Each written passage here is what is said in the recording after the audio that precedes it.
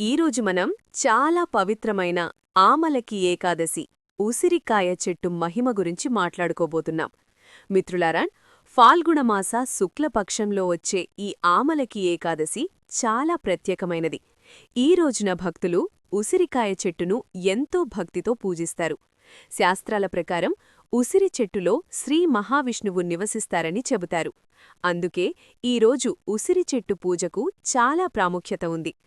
ఒకసారి ధర్మరాజు యుధిష్ఠిరుడు శ్రీకృష్ణుడిని అడిగాడు, ఓ కృష్ణ, ఫాల్గుణ కృష్ణపక్షంలోని విజయ ఏకాదశి గురించి మీరు చెప్పారు. మరి ఫాల్గుణ శుక్లపక్షంలో వచ్చే ఏకాదశి పేరేమిటి? దాని వ్రతం ఎలా చెయ్యాలి? అప్పుడు శ్రీకృష్ణుడు చెప్పాడు, ఓ రాజా, ఫాల్గుణమాస శుక్లపక్షంలో వచ్చే ఏకాదశిని ఆమలకి ఏకాదశి అంటారు.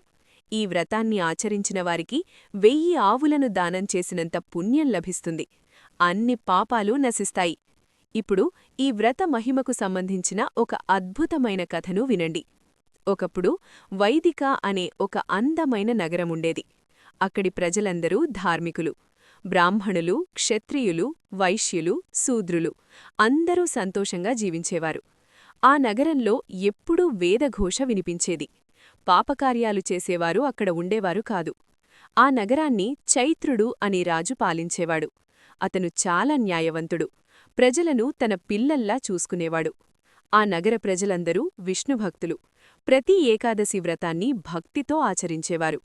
ఒకసారి ఫాల్గుణ శుక్లుపక్షంలో ఆమలకి ఏకాదశి వచ్చింది.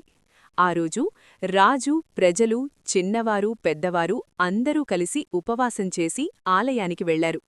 అక్కడ ఉసిరికాయ చెట్టు వద్ద దీపాలు వెలిగించి పూలు సమర్పించి ఇలా ప్రార్థించారు, ఓ ఉసిరిచెట్టా, నీవు పవిత్రమైనదివి. మా పాపాలను తొలగించి మాకు శుభఫలితాలను ప్రసాదించు. ఆ రాత్రి అందరూ భక్తితో జాగరణ చేశారు. అదే సమయంలో ఒక వేటగాడు అక్కడికి వచ్చాడు.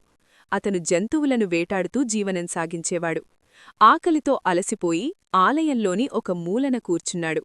అక్కడ జరుగుతున్న భజనలు, కథలు వింటూ రాత్రంతా మేల్కొని ఉన్నాడు.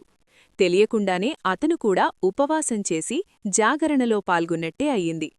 కొంతకాలం తర్వాత ఆ వేటగాడు మరణించాడు. కాని ఆమలకి ఏకాదశి ప్రభావంతో అతనొక రాజకుమారుడిగా జన్మించాడు. పెద్దయ్యాక సురథ మహారాజుగా ప్రసిద్ధి పొందాడు. ధర్మవంతుడిగా, దాతగా, విష్ణుభక్తుడిగా పేరు సంపాదించాడు.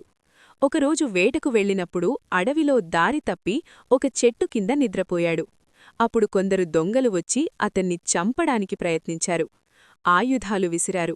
కాని ఆశ్చర్యంగా ఆ ఆయుధాలు పూలలాగా మారిపోయాయి.